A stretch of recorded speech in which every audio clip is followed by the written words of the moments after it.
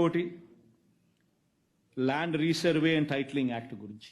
My God, అసలు ఎన్నికలు జరిగేటప్పుడు అయితే ఎంత దారుణమైన ప్రచారం చేసినారనంటే యాక్చువల్లీ రెవల్యూషన్.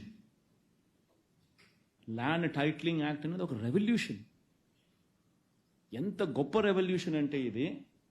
ఈరోజు భూములు కొనుక్కోవాలని చెప్పి మీరు ఎవరైనా అనుకుంటే ఆ భూములు కొనాలంటే మీకు భయం. ఆ అమ్మే వాడు టైటిల్స్ కరెక్ట్గా ఉన్నాయా లేదా, నేను కొనే టైటిల్స్ కరెక్ట్గా ఉన్నాయా లేదా అని భయం మీకుంది. ఆ అమ్మేవానికి భయం. రేపొద్దున ఇంకొకడు ఎవడో టైటిల్స్ తీసుకొని వచ్చి నేను ఒరిజినల్ ఓనర్, నువ్వు కాదు ఒరిజినల్ ఓనర్ అంటాడేమో అని చెప్పి వాళ్ళకు అనే అమ్మేవానికి భయం. మొట్టమొదటిసారిగా ల్యాండ్ టైటిలింగ్ యాక్ట్ ద్వారా స్టేట్ గవర్నమెంట్ గ్యారంటీ ఇస్తూ ఉంది. స్టేట్ గవర్నమెంట్ ఇన్సూరెన్స్ ఇస్తూ ఉంది. గవర్నమెంట్ గ్యారంటీయే కాదు, government is giving insurance also. కొనేవానికి అమ్మేవానికి స్టేట్ గవర్నమెంట్ గ్యారంటీ ఇస్తూ ఉంది. నీ టైటిల్స్ నేను భరోసా అని. అంటే నీ టైటిల్స్ను వెరిఫై చేసి, నీ టైటిల్స్ను గవర్నమెంట్ వెరిఫై చేసి, నీ కోసం అని చెప్పి రాళ్ళు, సరిహద్దు రాళ్ళు నువ్వు చూపించిన చోట గవర్నమెంట్ పెట్టి, నీ కోసం ఫ్రీగా గవర్నమెంటు ప్రతి గ్రామ సచివాలయంలో ఒక సర్వేయర్ను నియమించి 15,000 మంది సర్వేయర్లను నియమించి 4 ఏళ్ల ప్రక్రియలో 4 ఏళ్ల కార్యక్రమం ఇది. 4 ఏళ్లలో గవర్నమెంట్ వుడ్ బి స్పెండింగ్ 2,000 కోట్లు పైచిలుకు on survey equipment, on surveyors salaries, on the stones. నీకోసం పాతుతా ఉన్న ఈ స్టోన్స్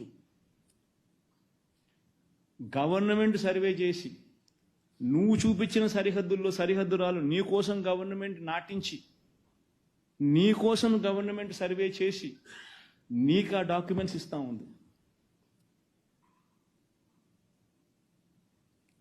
నీ డాక్యుమెంట్స్ గవర్నమెంట్ గ్యారంటీ ఇస్తూ ఉంది. నీకు భరోసాగా గవర్నమెంట్ నిలబడతా ఉంది. That is land titling act.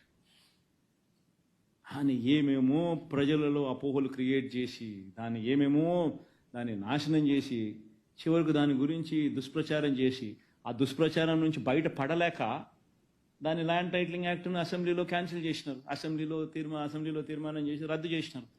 రద్దు చేస్తానే కేంద్ర ప్రభుత్వం అనింది, రివర్స్ అనింది. కేంద్ర ప్రభుత్వం అనింది, ఎవరైతే ల్యాండ్ రిఫార్మ్స్కు సంబంధించి reforms in land administration and management గురించి ఎవరైతే అడుగులు ముందుకు వేస్తారో వాళ్లకు central government is incentivizing, giving them 50-year loan, interest-free loans, giving them 50 years interest-free loans for capital expenditure అని బడ్జెట్లో నిన్న కేంద్ర ప్రభుత్వం ఫైనాన్స్ మినిస్టర్ చదివింది. ఈరోజు వాళ్ళకి ఇన్సెంటివ్స్ రావాలనంటే జగన్ చేసిన ఈ రిపోర్ట్ అంతా చూపించుకుంటే తప్ప నుంచి వాళ్ళకి ఇన్సెంటివ్స్ రావు. ఒక పని చేసేసరికి ఎందుకు చేస్తా ఉన్నావు? అమెరికాలో ఎందుకు టైటిల్స్లో నీకు కాంప్లికేషన్స్ రావు? ఎందుకు నీకు వెస్టర్న్ వరల్డ్లో క్రయ విక్రయాలకు సంబంధించి ల్యాండ్ డిస్ప్యూట్స్ ఎందుకు లేవు? ఎందుకనంటే టెక్నాలజీ ద్వారా నువ్వు సర్వేలు 15,000 మంది సర్వేలను ఉపయోగించి, రోవర్లు కొని, ప్రతి గ్రామ సచివాలయంలో ఇవన్నీ పెట్టి, నువ్వు ఇవన్నీ సరిహద్దురాలను నాటించి, రికార్డ్స్ అన్ని అప్గ్రేడ్ చేసి, ఈ రికార్డ్స్ అన్ని అప్డేట్ చేసిన రికార్డ్స్ అన్నీ కూడా మళ్ళీ మ్యూటేషన్స్ చేసి, మ్యూటేషన్స్ పూర్తి చేసి, సబ్ డివిజన్స్ కంప్లీట్ చేసి, రికార్డ్స్ అన్ని అప్డేట్ చేసి, ఆ సచివాలయంలోనే ఆ రికార్డు పుస్తకం పెట్టి, సచివాలయంలోనే నీ రిజిస్ట్రేషన్ చేసుకునే అవకాశం కూడా నీకు కల్పిస్తూ, సేవలు అందిస్తూ, ఇవన్నీ చేసిన తర్వాత 4 ఏళ్ళు పట్టిన తర్వాత కూల్ ఆఫ్ పీరియడ్ టైం ఇస్తారు. ఇవన్నీ చేసినాము, ఎవరికైనా అబ్జెక్షన్స్ ఉంటే మీరు చెప్పండి అని చెప్పి చెప్తారు. అయిపోయిన తర్వాత ఇప్పుడు 17,000 రెవెన్యూ గ్రామాలకు సంబంధించి ఆల్మోస్ట్ 8,000 రెవెన్యూ గ్రామాలలో వైఎస్ఆర్సీపీ ప్రభుత్వంలోనే కంప్లీట్ చేసినాం ఎక్సర్సైజ్. ఎక్కడ కంప్లైంట్స్ లేవు, ప్రజలందరూ సంతోషంగా ఉన్నారు. అవన్నీ రికార్డ్స్ అన్నీ పెట్టిన తర్వాత కూల్ ఆఫ్ పీరియడ్ ఇస్తారు, 1 year టైం ఇస్తారు. ఎన్ని రికార్డ్స్ పెట్టి ఎవరికైనా అబ్జెక్షన్స్ ఉంటే మీరు రండి చెప్పండి అని చెప్పి. అబ్జెక్షన్స్ ఏమీ లేకపోతే కూల్ ఆఫ్ పీరియడ్ అయిపోయిన తర్వాత then the government will give the insurance, then the government will give the guarantee. That is a reform. అని నాశనం చేసినారు. 9,50,000 మంది సబ్ రిజిస్టర్ ఆఫీస్లో రిజిస్ట్రేషన్ చేసుకున్నారు. వాళ్ళందరికీ ఒరిజినల్ డాక్యుమెంట్సే ఇచ్చినారు. ఏ ఒక్కరికి ఏదో ఆన్లైన్లో ఇవ్వడమే నీకు ఒరిజినల్ డాక్యుమెంట్స్ ఇవ్వమని ఎవరికి అనలా. జిరాక్స్ కాపీలు ఇటు ఎవరికి లే, అందరూ ఒరిజినల్ డాక్యుమెంట్సే ఇచ్చినారు.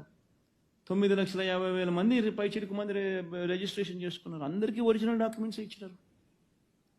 అపోహలు క్రియేట్ చేసి ఒక మంచి కార్యక్రమాన్ని రూయిన్ చేసి ఏం సాధిస్తున్నారు? అసలు నాకు ఒక్కొక్కసారి నిజంగా నాకు అనుమానం వేస్తాను. ప్రజలందరూ అప్రమత్తంగా ఉండాలి. ఇవన్నీ చేయకుండా చంద్రబాబు ఎందుకు అడ్డుకుంటున్నారు? ప్రజలందరూ ఆలోచన చేయాలి.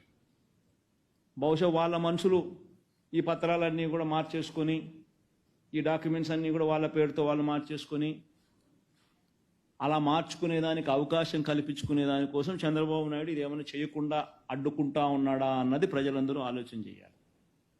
ఎందుకంటే ఇది ఒకసారి జరిగిందని అనుకో, గ్రామ సచివాలయంలోనే జరుగుతుంది, సచివాలయం పరిధిలోనే సర్వే జరుగుతుంది, సచివాలయం పరిధిలోనే అదే వాళ్ళ ల్యాండ్లోనే రాళ్ళు పాతుతారు. వాళ్ళు చూపించిన చోటే రికార్డ్స్ అన్ని వాళ్ళ చేతుల్లోనే ఇస్తారు. అప్డేట్ చేసిన రికార్డ్స్, మ్యూటేషన్స్ అప్పటికప్పుడే జరిగిపోతాయి, సబ్ డివిజన్స్ అక్కడికక్కడే జరిగిపోతాయి. జరిగిపోయిన తర్వాత వాళ్ళకి అందరికీ ఇస్తారు. ఇవన్నీ అక్కడే జరుగుతాయి. ఇవన్నీ జరగకోకుండా డిస్ప్యూట్లను అట్లనే పెట్టి చేసేసి ల్యాండ్ డిస్ప్యూట్స్ అన్ని అట్లనే కొనసాగించి చంద్రబాబు నాయుడు తక్కువ రేటుకు వాళ్ళ మనుషులు దీన్ని కొనుగోలు చేసేదానికోసం ఆ రకంగా చంద్రబాబు నాయుడు ఏమైనా చేస్తూ ఉన్నాడేమో ప్రజలందరూ కూడా ఆలోచన చేయాలి.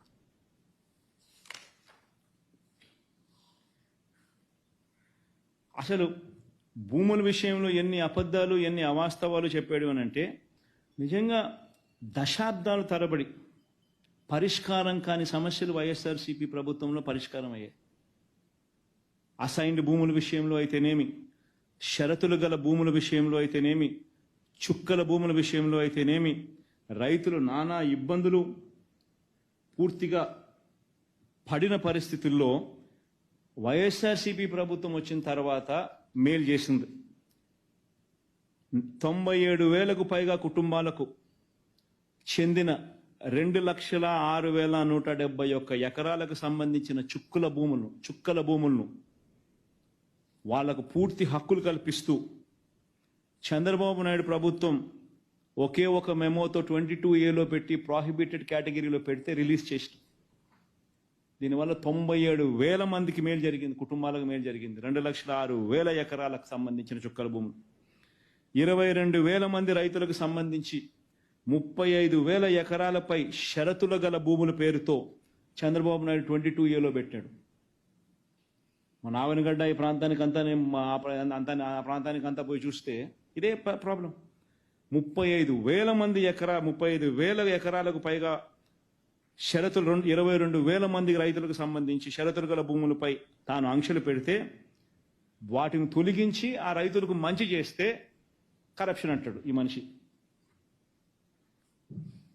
20 ఏళ్ల అసైన్మెంట్ పూర్తయిపోయిన భూములు, 20 ఏళ్ల అసైన్మెంట్ పూర్తయిపోయిన 15,21,160 మంది రైతులకు, దళితులకు, పేదలకు అసైన్డ్ భూములు 20 ఏళ్ళు పూర్తయిపోయిన వాళ్లకు 15,21,000 మందికి 27,41,000 ఎకరాలకు సంబంధించిన అసైన్డ్ భూములపై సంపూర్ణ హక్కులు కల్పిస్తే దాంట్లో కరప్షన్ అంటాడు.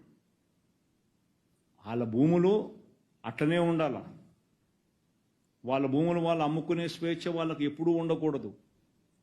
అలా వాళ్ళకి అమ్ముకునే స్వేచ్ఛ లేనప్పుడు నువ్వు తక్కువ రేటుకు వాళ్ళ దగ్గర నుంచి తీసుకోవాలి. దీన్ని దుర్మార్గం అంటారా? లేదా 20 ఏళ్ళు పూర్తయిపోయిన ఆ దళితుడికి మంచి జరగాలని, లేదా 20 ఏళ్ళు పూర్తయిపోయిన ఆ పేదవాడికి మంచి జరగాలని 20 ఏళ్ల తర్వాత నీ భూమిని నీ ఇష్టానుసారంగా నువ్వు కావాలంటే అమ్ముకోవచ్చు, ఆ రైట్ నీకే వస్తుంది, నీ కుటుంబానికే వస్తుంది అని చెప్పి చెప్పడం అది న్యాయమా?